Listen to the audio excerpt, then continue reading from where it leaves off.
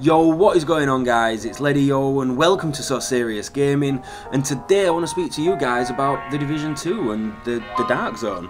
As you probably heard, the Dark Zone has basically been confirmed to us now. We knew it's going to be there and we always knew it was going to be there. It was one of the staples for the Division 1 and it was one of the things that appealed the most to a lot of people, and a lot of people like myself continued to play the game because of the Dark Zone, so we all knew it was going to be there. Now, I'm pretty sure every single person can agree that the Dark Zone has never been perfect, and even now it is still far from perfect.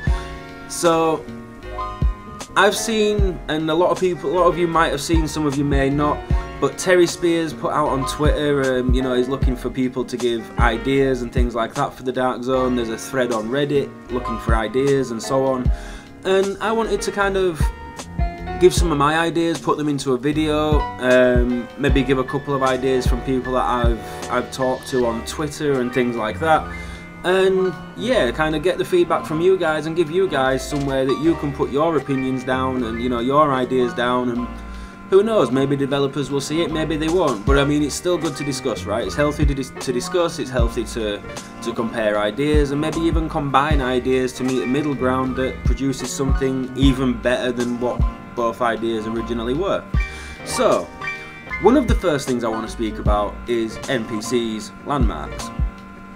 Now, as a lot of you probably agree, especially PvPers, free roam NPCs are an absolute nightmare, and they are in abundance. I mean, like, literally they are everywhere. You can run through a landmark and you're immediately being, you know, you get past, let's just say, for an example, you go to Midtown Music, you run through that landmark, and then all of a sudden you've got the LMB from the landmark, and you've got, you know, 2 or 3 different free roam mobs of cleaners that can be in the same vicinity, and, you know, it's just a clusterfuck, and you get focused by everything, and that's it, you're dead. It never ends well.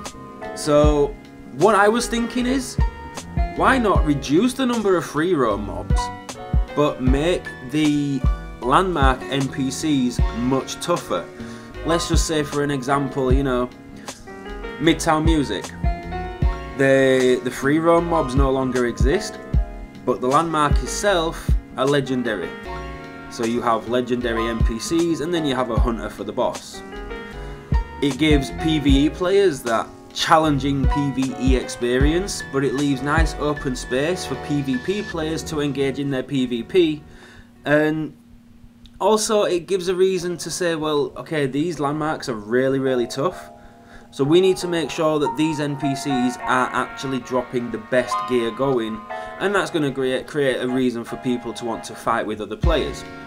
So that was one of my ideas to combat that whole kind of NPCs everywhere, there's nowhere free to actually engage in PvP without NPCs helping to decide the fight. I've lost so many engagements because the NPCs have focused me on top of all the players focusing me as well. And, you know, that's not good, that's not fun. And, you know, when I want a PvE, I want to go to landmarks. When I want a PvP, I kind of want to use choke points and streets and things like that, and, you know, occasionally use a landmark as a tactic to my advantage kind of thing. So that was one of my ideas for that. What I was also thinking for like rogue mechanics is, you know, Rogue 1.0 was not perfect. However, Rogue 2.0 is also far from perfect. It's kind of too much the other way.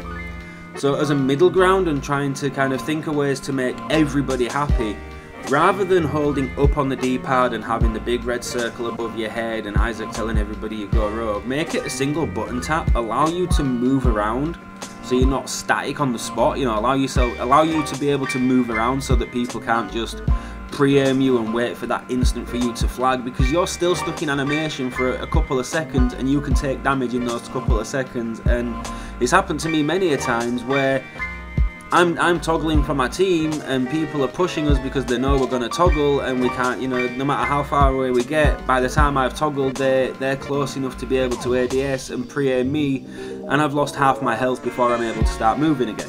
So a single button press There's no red circle above my head and no audio warning from Isaac right up until the moment that the animation is finished and I am officially rogue. Then I get the symbol above my head, Isaac gives the warning, so on and so forth. This would help combat that whole body blocking friendly fire scenario. Now, on the flip side, we do have this whole grenade spam fest, everybody shooting through the backs of each other because no friendly fire, nobody has any reason to care where they shoot, there's no repercussions for playing carelessly, so everyone just spams and sprays and just plays recklessly without any repercussions. So somebody on Twitter posted this idea, Guy Beyond Cool. He was basically saying have a rogue meter in the top of the screen. So basically, the more damage you deal to friendly agents, the more this meter fills up. And once that meter is full, rogue status is initiated for you. So the way I would assume it would work is, let's just say, this is just ballpark numbers, we know these numbers are never going to be real, but let's just say, you know, for the sake of keeping it simple, the average player health pool is 100,000. Or the average player toughness is 100,000. I know it's never going to be that. This is just keeping it simple for the sake of keeping it simple. So the average player's health is 100,000. You would need to deal, let's just say, 400,000 damage or 500,000 damage for this rogue bar to fill up. Because that would essentially mean you've had to deal enough damage to kill 4 or 5 agents. So for me that would work, because that would make people kind of think a little bit more about how they're playing, but it would also help eliminate this whole body block, let's force people to go rogue so the whole server turns on them and gives us a break and so on and so forth. One of the other things that people have been talking about is, how would you feel about having other ways to toggle rogue? So, you know, like now we have the toggle, or you can cut a rogue. What if there were other things that you could do in order to initiate rogue? So I think somebody said, what about if there was like JTF checkpoints? The JTF will engage with other NPCs and so on, but you can kill the JTF, but by doing so it would make you go rogue.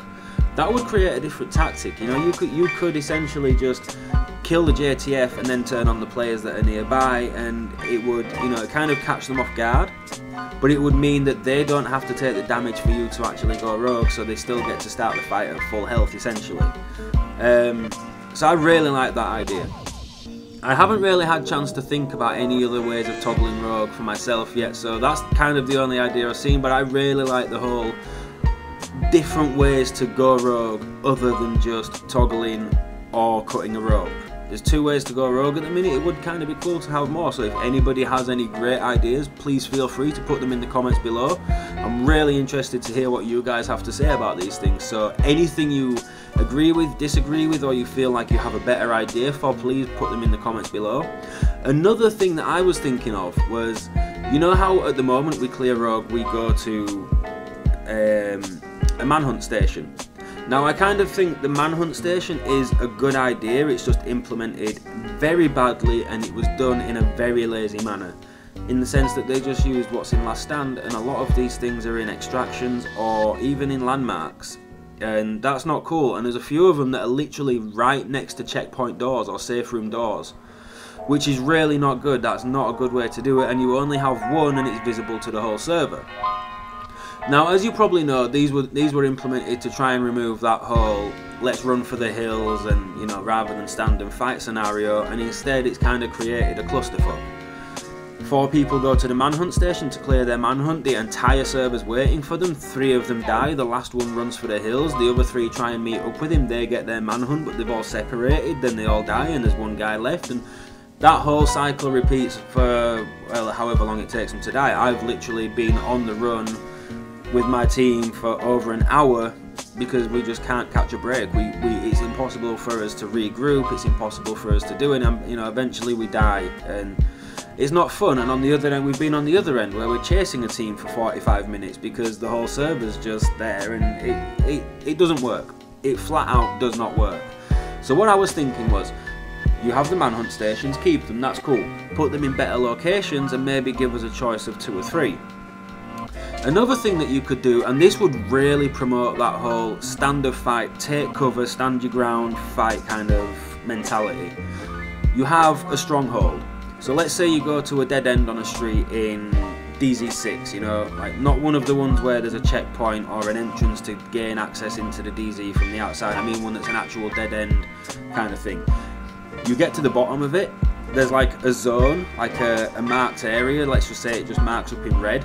Once you are within that zone, you have to protect it for X amount of time. You have to kill any agents that come in there in order to clear it. And you know, once you've defended that area for that amount of time, it doesn't clear until any players within that circle are dead. Anybody outside of it, they have no impact on whether or not you know it clears. It's only the players inside the circle that you need to kill. This would promote that whole, you know, let's stand and fight. We can't run for the hills and, you know, hope that we can catch a break to get to the manhunt station and clear it. We need to go here. We need to set up. We need to work together, and we need to fight hard in order to clear it. And I really think that could be something seriously cool. It could make some really fun engagements, and I'd love to see that in the Division 2. Somebody else was talking about underground extractions. I'm going to get onto that in a little bit. But I was also thinking, like, this kind of triggered an idea. We have extractions. We have the helicopter extractions. Now, what if we could use those helicopter extractions, and if they implemented underground extractions, you know, we could use those as well. But basically, you call in the extraction. Players know where you are. They're going to come and try and kill you. You have to stand and fight and wait for the helicopter to arrive. You then put on, I don't know, like some intel or a bribe or something. You put something on the rope and the helicopter flies away. That clears your manhunt kind of thing, you know. Again, it would promote that kind of stand and fight mentality, and it could create some really good engagements.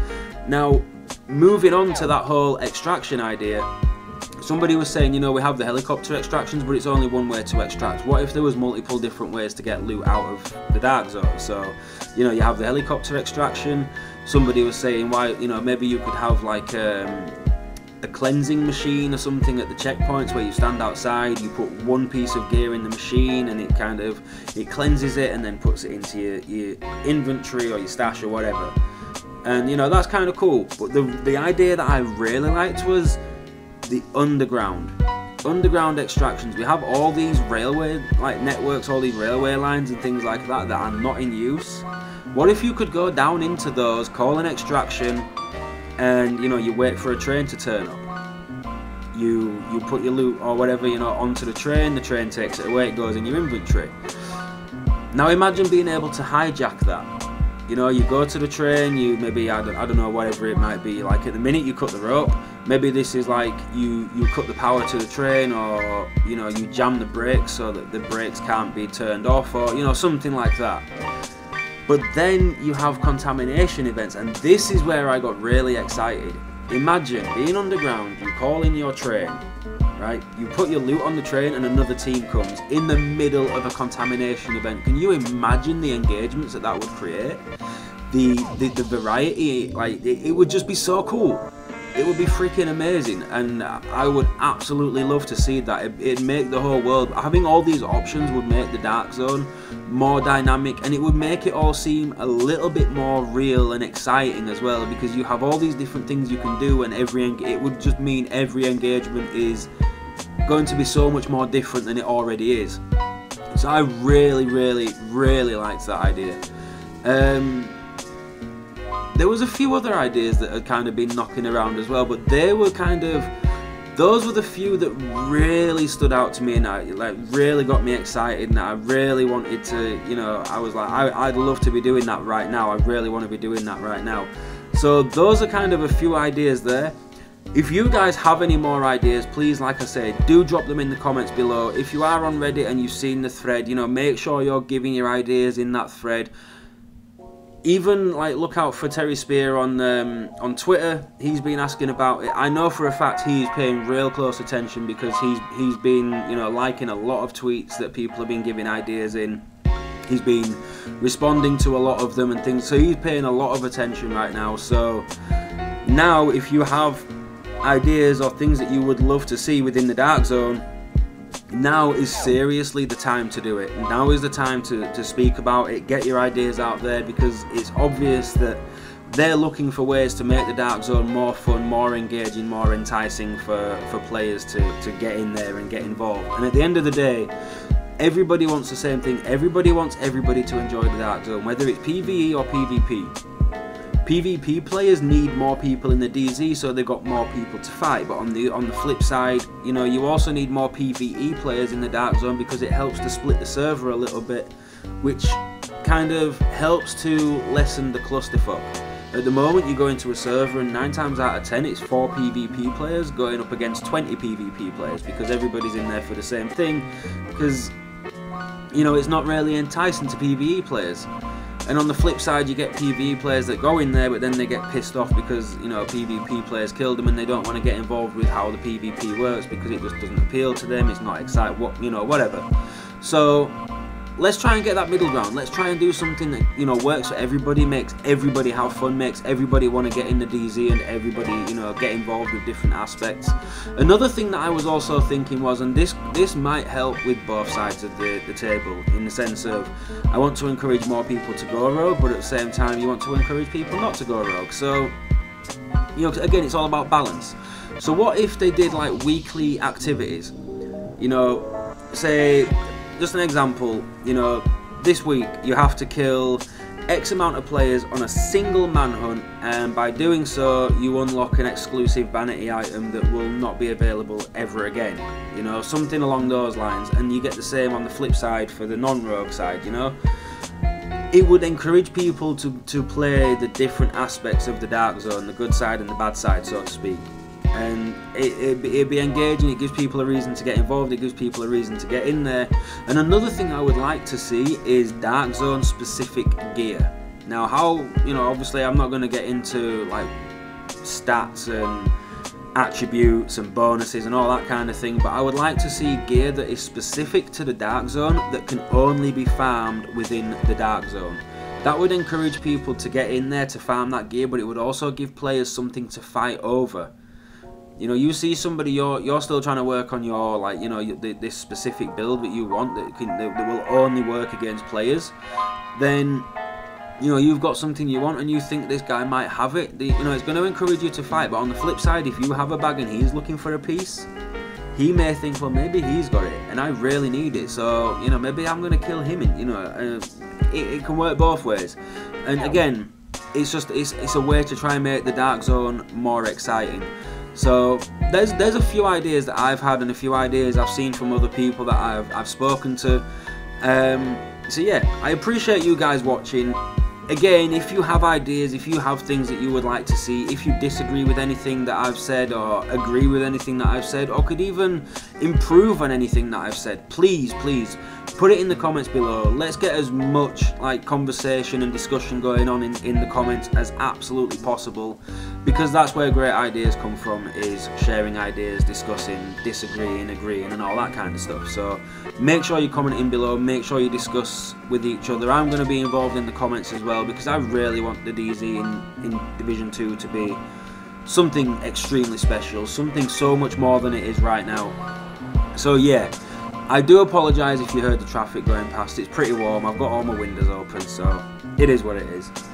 But yeah, that about wraps it up, guys. I appreciate you all for watching. If you enjoyed the video, make sure you hit the like button, subscribe to the channel if you are new, turn on your notifications so you know when we are going live. We are now officially affiliated on Twitch as well, so I'm going to be splitting my live streams up between Twitch and YouTube. So I'm going to stream like one day on Twitch, the next day on YouTube, the next day on Twitch, and then from there I'm going to see where it goes. I'm going to see what happens. You know, it might go really well on Twitch and it might benefit me more to just move over to Twitch, or it might benefit me more to just stay and keep doing what I'm doing with, you know, one day, one the next day, because I really don't want to leave people out. So I want to see how all that goes. But yeah, once again, thank you all for watching, man. I appreciate every single one of you. You guys have been absolutely incredible. You've been smashing it in the live streams and all that stuff, so genuinely, from the bottom of my heart, thank you. You guys stay awesome. The Jester squad is absolutely killing it, and this is just the beginning. We're going to blow, trust me, especially when the Division 2 comes out. The Jester squad is going to be huge. You guys stay awesome, and I will see you in another video. Peace.